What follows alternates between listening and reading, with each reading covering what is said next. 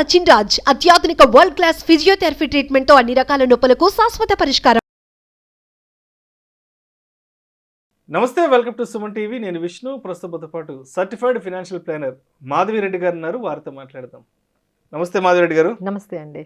మాధవిరెడ్డి గారు, 2024 ప్రథమార్థంలోనే జనవరిలోనే మార్కెట్లో పెను సంచలనాలు, పెను మార్పులు, తుఫాన్లు, ప్రకంపనలు రకరకాలుగా ఉంది మార్కెట్. అసలు ఎస్పెషల్లీ Jan 17th అయితే నిజంగా మార్కెట్ పెద్ద ఎత్తున డౌన్ఫాల్ వచ్చింది. సో ఏంటి అసలు మార్కెట్ అవుట్లుక్ ఏంటి ఈ వీక్కి సంబంధించి? సో మార్కెట్లో మనకి ఎప్పటి నుంచో అనుకుంటున్నాం అండి, 2024లో మనము ఆల్రెడీ దాన్ని ఎఫెక్ట్ చేసే అంశాల్లో ఫస్ట్ది ఇంట్రెస్ట్ రేట్స్.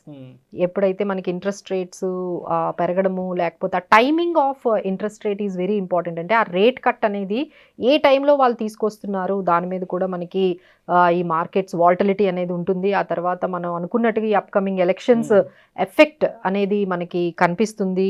తర్వాత ఈ కొంచెం గ్లోబల్ స్లో డౌన్ ఎఫెక్ట్ కూడా, అంటే ఎప్పుడైతే గ్లోబల్గా మనకి కొంచెం గ్రోత్ పర్స్పెక్టివ్స్ అనేవి స్లో అనిపిస్తుంది, ఆ ఎఫెక్ట్ కూడా మనకి ఈ మన స్టాక్ మార్కెట్ మీద పడుతుందండి. సో ఎస్పెషల్లీ మొన్న వచ్చిన ఏదైతే ఒక్కసారి 2000 ఫాల్ అయితే మనం చెప్పుకోవాలంటే ఫెడ్ రేట్ కట్స్ అండి. అంటే మార్కెట్ అంతా అంటే ఇప్పుడు ఏం ఎక్స్పెక్ట్ చేస్తుందంటే రేట్ కట్ కావాలి.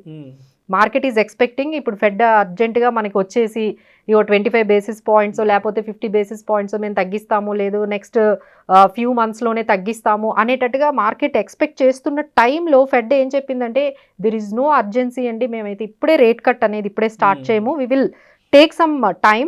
ఎప్పుడైతే మనకి ఈ ఇన్ఫ్లేషన్ అనేది కంట్రోల్గా ఉంది అనే ఇండికేషన్స్ వచ్చేంత వరకు మేము ఆగుతాము, ఇప్పుడైతే మీకు అంత ఇమ్మీడియట్గా అయితే మీకు రేట్ కట్స్ అయితే ఉండవు అనేది ఎప్పుడైతే వాళ్ళ కమెంటరీ ఫెడ్ రేట్ గురించి వాళ్ళకి కమెంటరీ వచ్చిందో ఇమ్మీడియట్గా markets have taken very negative అండి. సో ఎందుకంటే మార్కెట్స్ రేట్ కట్స్ జరుగుతాయి, అట్లీస్ట్ ఒక 2-3 టైమ్స్ అయినా రేట్ కట్స్ ఉంటాయి అనే ఆలోచించే టైంలో వాళ్ళు ఒక్కసారి బ్రేక్ అనేది వేయగానే immediately markets have taken very negative. Especially US మార్కెట్స్లో అక్కడ కూడా కరెక్ట్ అయ్యాయి. ఆ తర్వాత ఇమీడియట్గా Asian markets and Indian markets కూడా మనకి కరెక్ట్ అయ్యాయి. So that is the first thing. And second thing ఏంటంటే FIIs సెల్లింగ్ బాగా జరుగుతుందండి. 2 ట్రేడింగ్ సెషన్స్లోనే ఈచ్ సెషన్లో 10,000 crores, అంటే 2 ట్రేడింగ్ సెషన్లో 20,000 crores మన ఇండియా నుంచి బయటకు వెళ్ళి 2 ట్రేడింగ్ సెషన్స్లో. అందుకనే మనం ఒక్కసారిగా ఈ వాల్టిలిటీ అనేది మనకి కనిపించింది. వాళ్ళ వర్షన్ ఏంటంటే ఎలక్షన్స్ వస్తున్నాయి, సో అవుట్కమ్ అనేది ఎలా ఉంటుంది, ఆ తర్వాత ఎంటర్ అవుదాము, ముందస్తు జాగ్రత్తగా డబ్బులు వెనక్కి తీసేసుకొని పక్కన పెట్టి ఈ అవుట్కమ్ ఏమవుతుంది, ఎందుకంటే వాళ్ళు ఎక్స్పెక్ట్ చేస్తుంది థర్డ్ టర్మ్ కూడా మోడీ గారు రావాలి అని చెప్పి వాళ్ళు ఎక్స్పెక్ట్ చేస్తున్నారు. But they are waiting, why we should take chances, let's wait till the elections outcome వచ్చిన తర్వాత మళ్ళీ కూడా పంపింగ్ చేద్దామని ఇప్పుడు మొత్తం కూడా విత్డ్రా అనేది మనకి జరుగుతుందండి. సో ఇలాంటివన్నిటి ఒకేసారి మనకి మార్కెట్స్లో ఇంత వాల్టిలిటీ అనేది కనిపించింది. సో డెఫినెట్లీ ఈ 2024 కూడా కొత్త ఇన్వెస్టర్స్కి అయితే ఇది చాలా ఇబ్బందికరంగా ఉంటుందండి. ఒక్కసారి మార్కెట్స్ పాజిటివ్లో ఉండి అంటే 20,000 నుంచి 22,000 వెళ్ళి మళ్ళీ 22,000 నుంచి మళ్ళీ 21,000, almost 2,000 points in the Nifty. ఇంత వాల్టిలిటీ అనేది కొత్తగా వచ్చే ఇన్వెస్టర్స్కి అయితే ఇట్ మైట్ బి మైండ్ బ్లోయింగ్గా అనిపించి ఉంటుంది మార్కెట్స్లో. బట్ ఈ 2024 అంతా ఇలానే ఎక్స్పెక్ట్ చేయొచ్చండి. వాల్టిలిటీ అయితే మాత్రం పీక్స్లో ఉంటుంది, ఎందుకంటే ఈ రేట్ కట్ టైమింగ్ అనేది ఎలా ఉంటుంది ఇక్కడ కూడా మనకు స్టార్ట్ అయిపోయింది. రెపో రేట్ కట్ ఉంటుంది, RBI ఎలా అయినా కొంత రేట్ కట్ అనేది ఉంటుంది అనేది మన దగ్గర కూడా ఎక్స్పెక్టేషన్ స్టార్ట్ అయ్యాయి. సో ఎప్పుడైతే వాళ్ళు మేము అన్చేంజ్డ్ అని అన్నారనుకోండి, immediately markets will take negative.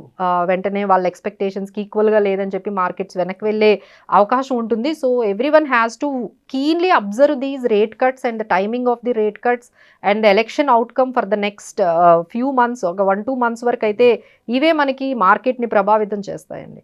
So అదేవిధంగా ఇప్పుడు ఈ PSU స్టాక్స్లో కూడా మంచి గ్రోత్ కనిపిస్తుంది. ఎస్పెషల్లీ LIC గురించి కనుక మాట్లాడుకుంటే ఏదైతే IPOకి వచ్చినప్పుడు ఏ ప్రైస్ కేసు వచ్చిందో ఆల్మోస్ట్ 900 చేంజ్, అండ్ మళ్ళీ ఇప్పుడు ఆ ప్రైస్ అనేది పైకి రీచ్ అవ్వడం జరిగింది. సో మరి ఏంటి LICలో ఇన్వెస్ట్ చేసిన ఇన్వెస్టర్లకు మీరు చెప్పే శుభవార్త ఏముంటుంది? సో ఎస్పెషల్లీ అండి ఎలక్షన్స్ ముందు ఒక థీమ్ ఉంటుందండి. ప్రతి ఎలక్షన్ ముందు ఈ సెక్టార్స్ పెరుగుతాయి అనే థీమ్ ఉంటుంది. ఈసారి ఎలక్షన్స్ ముందు మనకున్న థీమ్ ఏంటంటే PSU స్టాక్స్, అంటే ఏవైతే గవర్నమెంట్ రిలేటెడ్ స్టాక్స్ అంటే వాళ్ళ స్టేక్ ఉంటుందో, లైక్ SBI మీరు అన్నట్టుగా LIC, తర్వాత coal India, Chennai petroleum, IRCTC, oil India, NMDC, ONGC అంటే ఏవైతే మనకి గవర్నమెంట్ స్టేక్ ఉన్న స్టాక్స్ అన్నీ కూడా మనకి పెరిగే మూమెంట్ వచ్చే అవకాశం ఉందండి ఎలక్షన్స్ బిఫోర్ అయితే, ఈ పర్టికులర్గా లేకపోతే ఎలక్షన్స్ తర్వాత కానీ దీంట్లో అయితే మూమెంట్ వచ్చే అవకాశాలు అయితే ఉన్నాయి. ఎస్పెషల్లీ మనకి బడ్జెట్ కూడా ఉంది కాబట్టి రైల్వే స్టాక్స్ కూడా ఎస్పెషల్లీ లైమ్ లైట్లోకి వచ్చే అవకాశం ఉందండి. So you can see RVNL, IRFC ఇలాంటి రైల్వే స్టాక్స్ని కూడా మీరు చూడొచ్చు. ఆ తర్వాత ఇంకా కొన్ని స్టాక్స్ ఈ డౌన్ఫాల్లో ఏమైనా పికప్ చేసుకోవాలి అనుకుంటే మీరు హెచ్ఏఎల్ అంటే డిఫెన్స్ స్టాక్స్ అండి. ఎందుకంటే బడ్జెట్లో ఎక్కువగా కేటాయింపులు మనకి బడ్జెట్లో ఎక్కువగా రైల్వేస్ ఉంటుంది, ఇన్ఫ్రాక్ ఉంటుంది, అండ్ దెన్ డిఫెన్స్ ఉంటుంది. సో డిఫెన్స్ స్టాక్స్ కూడా చూడొచ్చండి. మీరు అన్నట్టుగా మీరు పిఎస్యు స్టాక్స్ ని కూడా మనం ఎక్కువగా మూమెంట్ అనేది చూడొచ్చండి. అందుకనే మనకి ఎల్ఐసి కూడా ఆల్మోస్ట్ ఆ ఐపీఓ ప్రైస్ కి చాలా ఇయర్స్ తర్వాత వెయిటింగ్ తర్వాత తీసుకొచ్చిందండి. One of the disappointed IPO 2022లో ఏదైనా ఉంది అంటే అది ఎల్ఐసి. చాలా డిసప్పాయింట్ అయ్యారు. బట్ నౌ ఇన్ 2024లో I think now they have got back to their IPO price. ఎందుకంటే ఆల్మోస్ట్ 2 years 900 నుంచి 600కి వెళ్ళిపోయింది. అక్కడి నుంచి కొంచెం